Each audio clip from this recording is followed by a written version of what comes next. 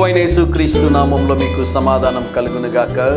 Shalom. అనుదినము ఉదయకాల సమయంలో దేవుడు ఈ 2 నిమిషాల సందేశం ద్వారా మిమ్మల్ని బలపరుస్తున్నారు అని దేవుని సేవకుడుగా నేను రూఢిగా నమ్ముతూ ఉన్నాను. అనుదినము దేవుని యొక్క వాక్యాన్ని ఆలకించండి, ప్రభు తప్పక మీతో మాట్లాడతారు. ఈ ఉదయకాల సమయం కొరకు గలతీయులకు రాసిన పత్రిక 3వ అధ్యాయము 6వ వచనము. అబ్రహాము దేవుని నమ్మెను, అది అతనికి నీతిగా ఎంచబడెను.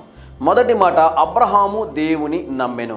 అనుదినము మీరు తప్పక ప్రార్థన చేస్తున్నారు కదండి. విశ్వాసంతో మీరు దేవుని యొక్క వాక్యాన్ని చదువుతున్నారు, ప్రార్థన చేస్తున్నారు, కొన్ని కార్యాలు మీ జీవితంలో జరగాలని నమ్ముతూ ఉన్నారు. మరి దేవుని సేవకుడుగా ఈ ఉదయకాల సమయంలో ఒక మాట మిమ్మల్ని అడుగుతున్నాను.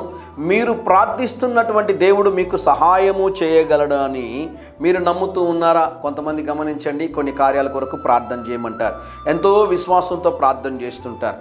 వారు దేని కొరకైతే ప్రార్థన చేస్తున్నారో ఆ విషయాన్ని వేరే వాళ్ళతో చర్చించేటప్పుడు ఇది ఖచ్చితంగా జరుగుతుందని మీరు నమ్ముతున్నారంటే ఏమోనండి, జరుగుతుందో లేదో నమ్మకం లేదంటారు. ఆలోచన చేయండి ప్రియులారా, ఆ కార్యం జరగాలని ప్రార్థన చేస్తారు, కానీ దేవుడు చేయగలడు అనేటటువంటి సంపూర్ణమైన విశ్వాసము వారిలో లేకుండా పోవడం ద్వారా వారు అనుకున్న కార్యాలు జరగడం లేదని దేవుని సేవకుడిగా తెలియజేస్తున్నాను. అబ్రహాము దేవుని నమ్మెను, అది అతనికి నీతిగా ఎంచబడిన వాక్యం రాయబడింది. ప్రియులారా, ఏమీ లేని సందర్భంలో, శూన్యముగా ఉన్న సందర్భంలో దేవుడు పిలిచిన వెంటనే తన దేశాన్ని, తన ప్రజలని, తన తల్లిదండ్రులని, సమస్తాన్ని విడిచిపెట్టి దేవుని వెంబడించాడు. ఏది తక్కువ కాకుండా దేవుడు 100 కాదండి, 1000 దేవుడు ఆశీర్వదించాడు. ఈ ఉదయకాల సమయంలో మిమ్మల్ని బలపరిచే ఒక వాక్యం చెప్తున్నాను, జాగ్రత్తగా గమనించండి. మీరు అనుదినము ప్రార్థిస్తున్న దేవుడు తప్పక మీకు జయమును అనుగ్రహించునుగాక. ధైర్యంగా ఈ దినాన్ని ఎదుర్కోండి.